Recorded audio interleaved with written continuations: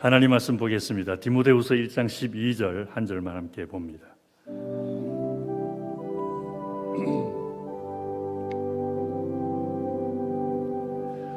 같이 합독해서 크게 읽도록 합니다. 시작.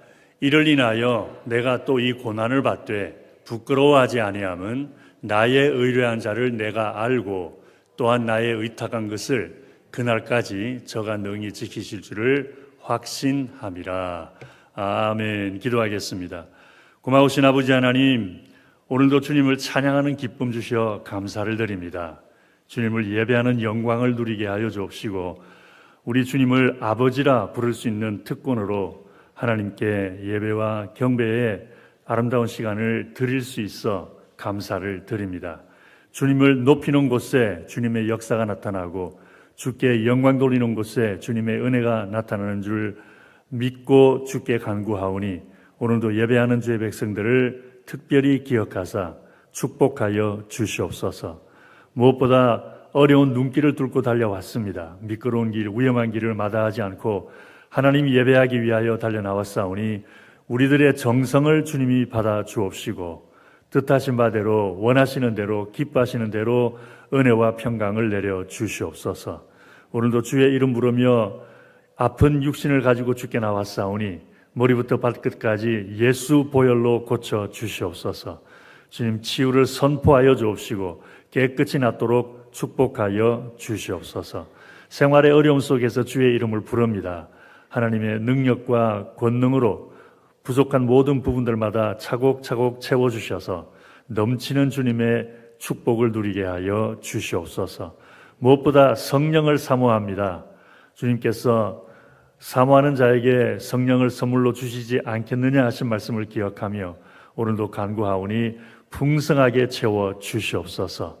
성령으로 인하여 주님을 사랑하는 마음이 더욱더 깊어지게 하여 주옵시고 성령으로 인하여 주를 믿고 신뢰하는 믿음이 견고해지게 하여 주옵시며 성령으로 인하여 하나님을 섬기며 영광 돌리는 일에 풍성한 은혜와 축복이 있게 하여 주시옵소서. 오늘도 주시는 말씀을 들을 때에 깨닫는 영으로 함께하여 주옵기를 간절히 바라오며 예수님 이름으로 기도하옵나이다. 아멘. 할렐루야. 성경에 나오는 바울이라고 하는 사람, 사도 바울 이야기를 많이 들어서 이미 너무나 잘 알고 계십니다. 이 사도 바울은 인생의 양면을 다 경험한 사람이었는데 세상적으로 보면은 비교적 화려한 삶을 살고 있던 사람이었습니다. 세 가지를 특징으로 들 수가 있는데 첫 번째는 바울은 바리새파 중에 한 명이었죠. 그 당시 바리새파는 유대 종교의 2대 산맥을 이루는 사두개인파, 바리새파 그렇게 두 종파가 있었는데 그 중에서도 조금 더 컸던 바리새파의 한 사람이었습니다. 그래서 사도 바울은 바리새인이다라는 것 한 가지만으로도 이미 많은 유대인들에게 인정과 존경을 받고 있었습니다. 또 그 당시 모든 유대인들이 존경하던 가말리엘이라고 하는 사람의 제자였습니다. 가장 유명한 율법 학자로 알려져 있었고 가말리엘에 대해서 공부를 했다 그러면은 율법의 학식에 대한 인정을 해주는 그런 사람이었는데 사도 바울이 바로 이 가말리엘에게서 율법을 배웠습니다. 뿐만 아니라 같은 바리새파 사람들 사이에서 유능한 지도자로 인정을 받습니다. 쉽게 말하면 뜨는 새별이라는 그런 말로 표현할 수 있는 그런 사람이었는데 그렇게 종교적으로 학문적으로 또 정치적으로 인정을 받던 바울이 어느 날 예수 그리스도를 인격적으로 체험을 해버리고 맙니다. 할렐루야. 예수 그리스도를 듣고 알고 있었고 예수 그리스도가 기적을 행한다는 것도 보고 인정했고 예수 그리스도가 병을 고치고 귀신을 쫓아내고 하나님의 아들이라 그런다 그러면 또 다 알고는 있었는데 예수님을 인격적으로 만나지를 못하고 있었더랬습니다. 그래서 예수님을 십자가 못 박혀 죽이고 그랬죠. 우리 성서교회 성도님들 예수님을 인격적으로 만나게 되기를 주의 이름으로 축원합니다. 예수님을 인격적으로 만났는지 안 만났는지를 어떻게 알 수 있느냐 하면은 가장 정확한 잣대는 내가 하나님을 사랑하느냐라는 것입니다. 하나님 사랑하는 마음이 있고 하나님께 정말 고마운 마음이 있고 정말 하나님과 더 가까워지고 싶고 하나님께 더 친근하고 싶고 그런 마음이 있으면은 예수님 만난 것이 분명합니다. 사도 바울이 그런 경험을 한 것이죠. 그래서 사도 바울의 인생은 완전히 변화되어 버립니다. 예수를 핍박하고 예수 믿는 사람들을 잡아 가두던 사람이 예수를 전파하고 복음을 외치는 사람이 되어버립니다. 그랬더니 사울의 삶이 그동안은 햇빛이 짱짱한 날과 같았더라면 이번에는 오늘 날씨처럼 직부전 그런 인생이 되어버립니다. 바울을 존경하고 지대하던 사람들이 사도 바울이 예수 그리스도를 증거한다는 소리를 듣고 완전히 반대쪽으로 돌아서 버려서 바울을 죽이려고 합니다. 그래서 얼마나 심했던지 성경에 이런 기록이 있습니다. 그들이 바울을 죽이려고 밤낮으로 성문까지 지키거늘, 이건 다메섹 서문을 얘기하는데, 지키거늘 그의 제자들이 밤에 사울을 광주리에 담아 성벽에서 달아 내리니라, 이런 기록까지 있습니다. 얼마나 사도 바울을 지키려고 밤낮으로 호시탐탐 기회를 보고 있었던지 밤중에 문으로 나가질 못하고 성벽을 광주리에 넣어서 밧줄로 달아 내릴 정도였으니 얼마나 심각한 목숨의 위협을 받고 있었는 것을 생각해 볼 수가 있습니다. 그런데 바울의 삶은 그렇게 또 어려운 것만은 또 아니었습니다. 예수 그리스도를 믿기 전에도 사람들에게 인정받고 존경받았던 것처럼 예수 믿고 난 다음에는 또 예수 믿고 난 대로 또 인정받고 존경받는 일이 있었더랬습니다. 특별히 예수를 믿고 난 다음에 하나님은 사도 바울에게 굉장히 특별한 은사를 주셨죠. 그래서 성경에 이런 기록이 있습니다. 하나님이 바울의 손으로 희한한 능을 행하게 하시니 심지어 사람들이 바울의 몸에서 손수건이나 앞치마를 가져다가 병든 사람에게 얹으면 그 병이 떠나고 악귀도 나가더라.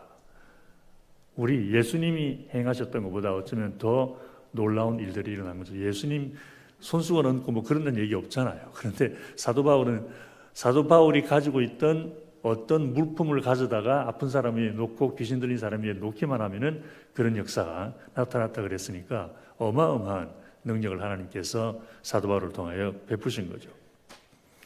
근데 특별히 한 번은 또 이런 일도 있습니다. 바울이 바나바라고 하는 사람과 함께 두 사람이서 선교 여행을 하던 중에 어느 마을에서 복음을 전하고 있었습니다. 근데 그 마을에 나면서부터 한 번도 걸어보지 못한 그런 어려움을 겪는 분이 계셨습니다. 근데 바울이 보니까 그 사람이 예수 그리스도를 믿는 듯한 그 마음이 이렇게 느껴집니다. 그래서 그 사람을 고쳐 주었더니 그 자리에서 일어나 뛰면서 하나님을 찬양하기 시작을 합니다. 그랬더니 그것을 목격한 동네 사람들이 바울과 함께 있던 바나바를 제우스 신이라고 생각을 하고 바울은 험의 신이라고 생각합니다. 그릭 신화에 보면 제우스가 모든 신들 중에 최고 신이잖아요. 그런데 이 제우스의 심부름을 하는 신이 있었는데 그 신을 헤르메스라고 그랬습니다. 우리나라 성경으로 험해라고 번역을 했죠. 그래서 바나바는 가만히 있는데 바울이 앞에 나서서 모든 말들을 다 하고 기적을 나타내고 그러니까 그 사람들이 보기에 바나바는 제우스 신 같아 보였고 바울은 제우스의 심부름을 하는 험의 신 같아 보였던 것이죠. 그래서 재물을 잡아서 두 사람에게 제사를 막 드리는 일까지 있어서 그러지 말라고, 우리도 당신들과 똑같은 사람들인데 이 일을 행하신 분은 하나님이시고 예수님이시라는 것을 말해 주었다라는 그런 기록도 있습니다. 무슨 말이냐면은 사도 바울은 예수를 믿기 전에도 많은 사람들의 존경을 받았고 예수를 믿은 후에도 또 나름대로 많은 존경을 받았다라는 것입니다. 그런데 예수를 믿고 난 후에는 존경만 받은 것은 아니었죠. 아쉽게도 조롱도 많이 받았습니다. 바울을 죽이려고 했던 그 사람들 말고 또 다른 사람들에게 조롱받는 일이 있었던 거죠.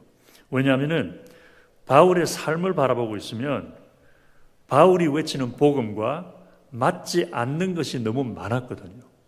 사도 바울은 예수 믿으면 이런다 그러는데 그런 모습이 안 보여요. 물론 뭐 병 고치고 귀신 쫓아내는 건 있긴 있는데 그 외에 다른 말씀들은 안 맞는 것이 너무 많습니다. 그 중에 치명적인 것이 한 가지가 있었는데 그게 뭐냐면은 바울은 다른 사람들의 병은 고쳐주면서 자기 병은 못 고치는 거예요. 구체적인 것은 알 수 없지만 바울에게 한 가지 큰 질병이 있었는데 신학자들은 아마 눈에 문제가 있어서 안병이 있었던 것이 아니겠느냐 그런 말을 하긴 합니다. 왜냐하면 성경을 읽다 보면 사도 바울이 내가 너희들에게 이렇게 큰 글씨로 쓴 것을 보라라는 기록이 있거든요. 그래서 그 당시에는 사도 바울이 편지를 쓸 때에 자기가 직접 쓰기보다 대서를 했습니다. 다른 사람을 시켜서 바울이 그냥 말하는 것을 듣고 받아 적도록 그렇게 많이 일을 하다가 이 편지가 바울이 내가 쓴 것이 맞다라는 것을 증명할 방법이 없잖아요. 받아보는 사람 지금처럼 전화해서 확인할 수 있는 것도 아니기 때문에. 그래서 편지 끝부분에 가서는 사도 바울이 친필로 내가 썼다라는 것을 받아보는 사람이 알 수 있도록 썼던 거죠. 그러면서 하는 말이 내가 이렇게 큰 글씨로 쓰는 것을 보라 그런 걸로 봐서 사도 바울이 암병이 좀 있어서 글씨를 크게 썼던 것이 아닌가라는 짐작이 불과하니까 그냥 그런 말이 있다라는 것만 참고하시면 되겠습니다. 어쨌든 몸에 질병이 있어서 하나님께 3번씩이나 고쳐달라고 간구를 합니다. 성경에 나와 있죠. 그런데 하나님이 뭐라고 말씀하시죠? 안 고쳐주셔요. 그러면서 내 은혜가 내게 족하다라는 말씀을 해주십니다. 그러니까 바울이 다른 사람들의 병은 기적적으로 고치면서 정작 자기 병은 고치지 못하니까 조롱받을만 하죠. 그죠? 다른 사람들의 병은 고쳐주는데 예수님이 고쳐주셨다 그러는데 그럼 예수님이 왜 네 병은 안 고쳐주냐? 이러면 할 말이 없는 거예요. 뭐 과학적으로 설명이 안 되는 거니까. 오래전에 조영기 목사님께서 한번 간증의 말씀을 하시는 걸 들은 적이 있습니다. 개척교회를 하시면서 그 군대에서 이렇게 버린 군용 텐트 구멍 뻥뻥 뚫린 거 갖다가 쳐놓고 가만히 깔아놓고 그러고 이제 교회를 개척을 하시던 그 시절에 가가오 신방을 다니면서 전도를 하다가 어떤 연세 드신 할머니께서 이렇게 바구니에다가 뭐 물건 담아서 머리에 입고 다니면서 장사를 하시는 그런 분에게 가서 전도를 했다고 합니다. 그래서 신방을 했더니 뭐 형편이 그러니까 그렇죠. 그래서 덮고 자는 이불이라고 하는데 보니까 다 구겨지고 더럽고 그냥 씻지도 못해서 그렇고 솜이 여기 뭉치고 저기 뭉쳐서 엉망인 그런 집에서 살고 계시는 것을 보면서 예수 믿으시면 부자 됩니다.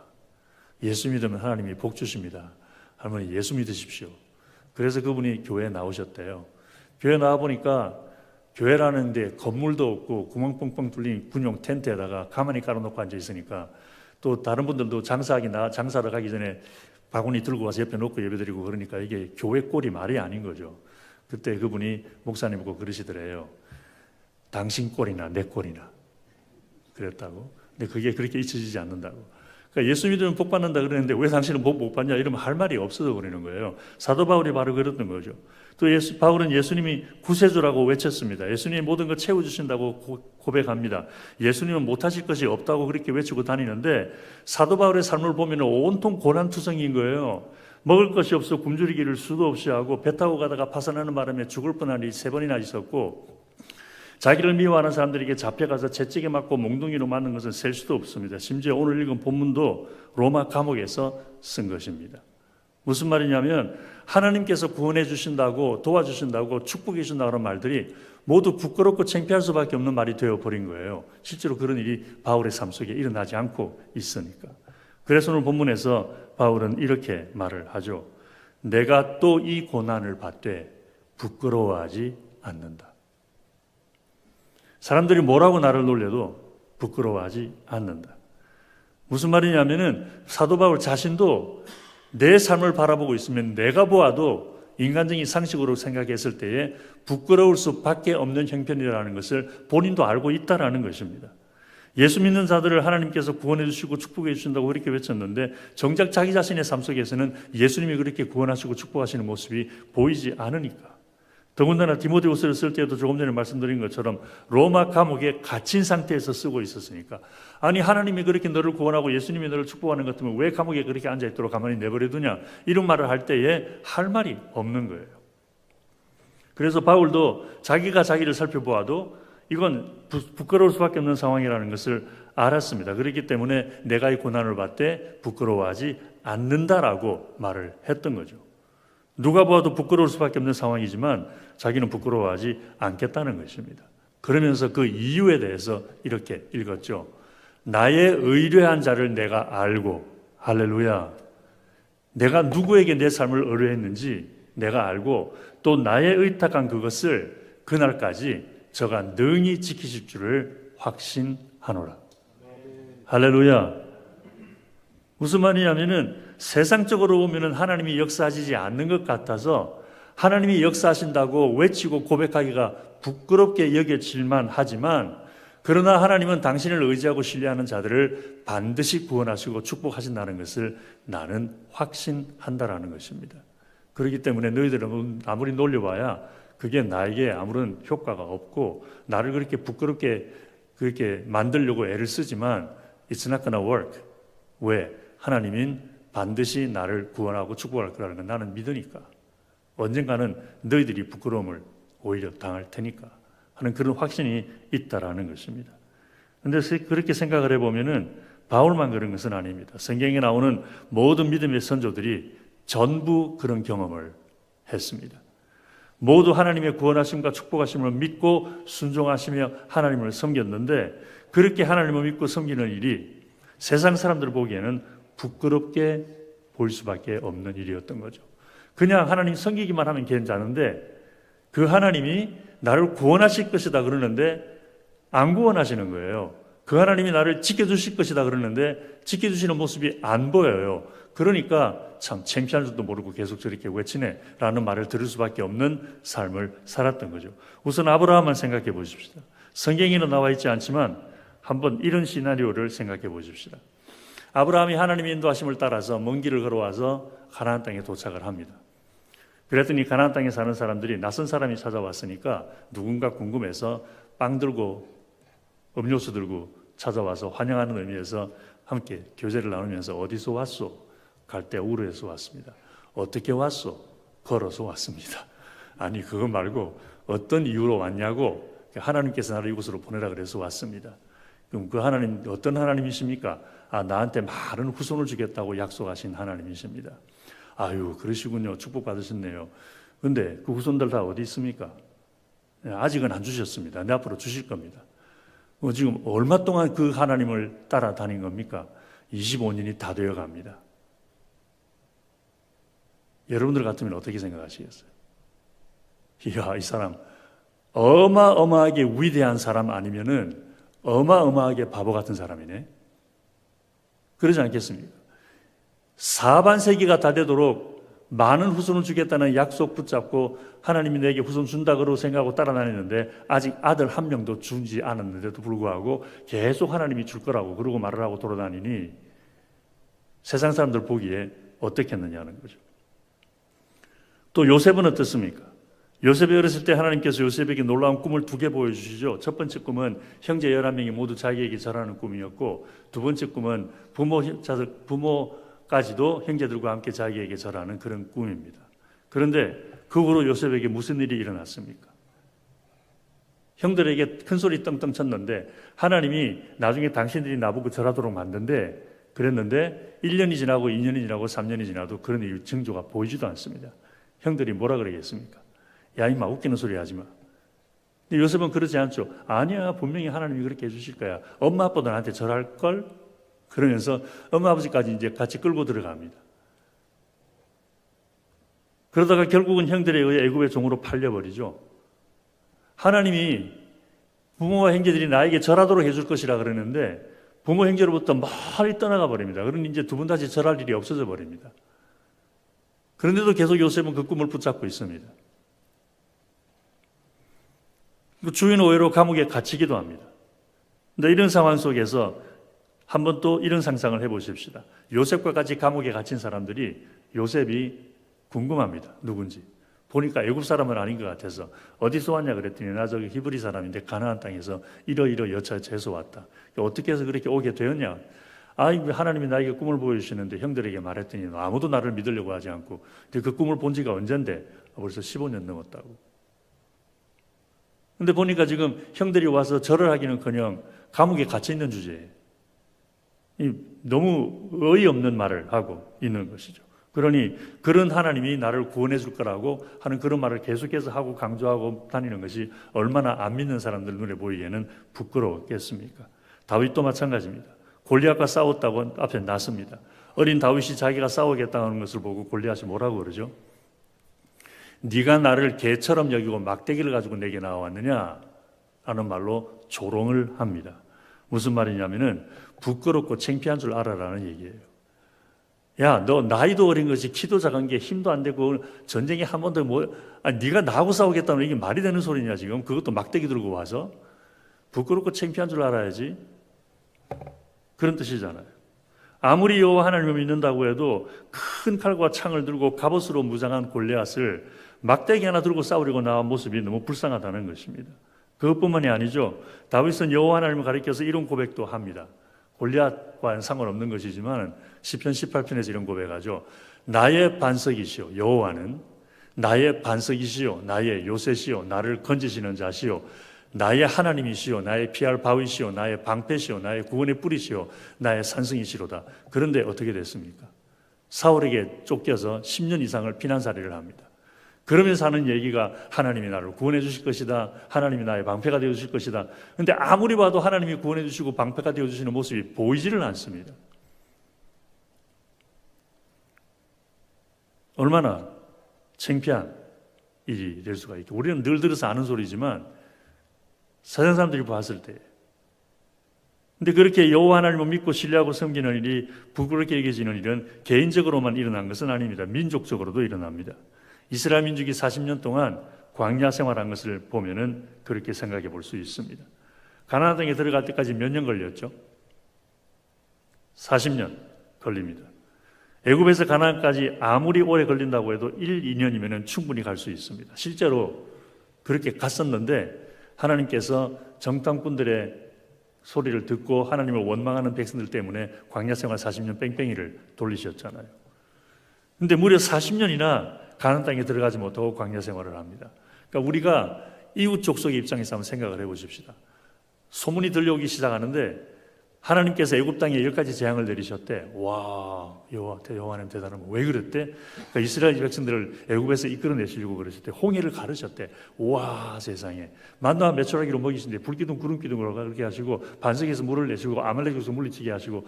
와, 대단한 분이시다. 이스라엘 백성들 어마어마하네. 하나님이 그렇게 축복받아서.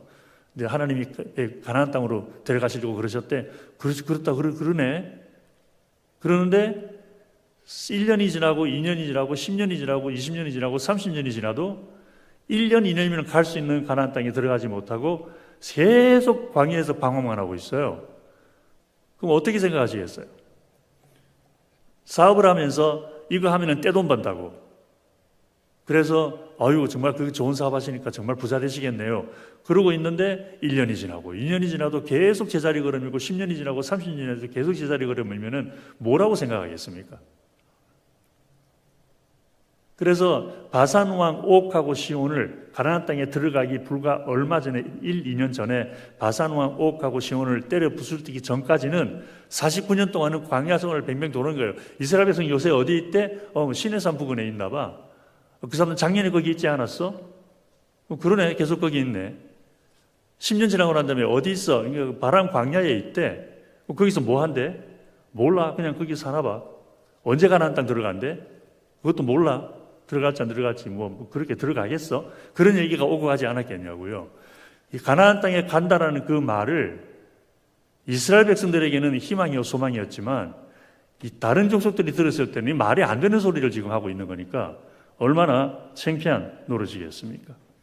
그런데 결국은 어떻게 되었죠? 하나님은 아브라함에게 많은 후손들을 주셨죠. 요셉은 애굽의 수상이 되어서 형들과 부모에게 절을 받았죠. 다윗은 골리앗을 물리쳤죠. 그리고 이스라엘 백성들이 결국은 가나안 땅에 들어갔죠. 할렐루야. 하나님을 의지하고 섬기는 것이 한때는 부끄러울 수 있지만 하나님은 그렇게 부끄럽게 여기던 일을 자랑스럽게 만드신다라는 것입니다. 할렐루야. 그런 일은 지금도 일어나고 있습니다. 지금도 하나님의 역사가 빨리 나타나지 않아서 하나님을 믿고 의지하고 섬기는 일이 아무 소용없는 것처럼 여겨지는 때가 있습니다. 지금도 하나님께서 오랫동안 응답하지 않으시는 일로 인해 계속 하나님 믿고 의지하는 것이 이웃들 보기에 부끄러울 수도 있고 그렇게 말하는 나 자신이 어떤 때는 불쌍하게 여겨질 때도 있습니다.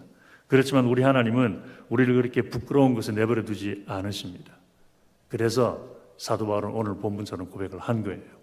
내가 이 고난을 받되 하나님이 함께 하시지 않는 듯한 가운데에서도 함께 하신다고 외치고 하나님이 구원해 주시지 않는 듯한 상황 속에서도 하나님은 구원해 주신다고 외치는 이 일이 부끄러울 수 있지만 그러나 그럼에도 내가 부끄러워하지 아니함은 나의 의뢰한 여호와를 내가 알고 또 내가 의탁한 것을 그날까지 저가 능히 지키실 줄을 확신하기 때문이라고 말하고 있는 것입니다.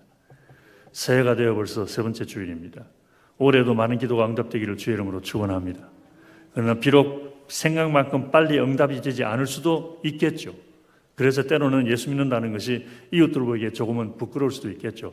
야, 네가 믿는 하나님이 그렇게 훌륭한 분이시고 위대한 분이신데 왜 네 꼬라지가 그러냐라는 말을 들을 수 있는 상황도 발생할 수 있겠죠. 그래서 때로는 예수 믿는다는 것이 부끄러울 수도 있고 나 자신도 조금 창피하게 여겨지는 그런 경우도 있겠죠. 그렇지만 사랑하는 성도의 성도님들, 사도 바울처럼 끝까지 하나님 믿고 신뢰하십시다. 비록 하나님의 역사가 좀 더디게 나타나더라도, 그래서 그런 상황에서 하나님을 계속 믿고 섬기는 것이 좀 부끄럽더라도 하나님께서는 우리가 의뢰한 것을 마지막 날까지 지키실 것을 확신하십시다.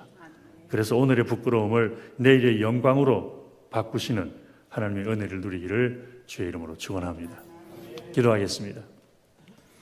고마우신 아버지 하나님, 때때로 주님의 역사가 더디게 나타나고 때때로 우리가 믿는 것처럼 주님의 역사하심이 증거되지 않아 사도 바울처럼 고난을 당하는 일이 있더라도 믿음을 잃지 않도록 도와주시옵소서. 심지어 세상 사람들에게 손가락질 받고 부끄러움과 창피함을 느낀다 하더라도 우리 하나님은 반드시 내가 의뢰한 것을 이루실 것을 확신하는 믿음으로 담대케 하여 주옵시고, 그런 믿음으로 아버지 하나님의 영광을 보는 기쁨과 축복을 누리게 하여 주시옵소서. 간절히 바라오며 예수님 이름으로 기도하옵나이다. 아멘.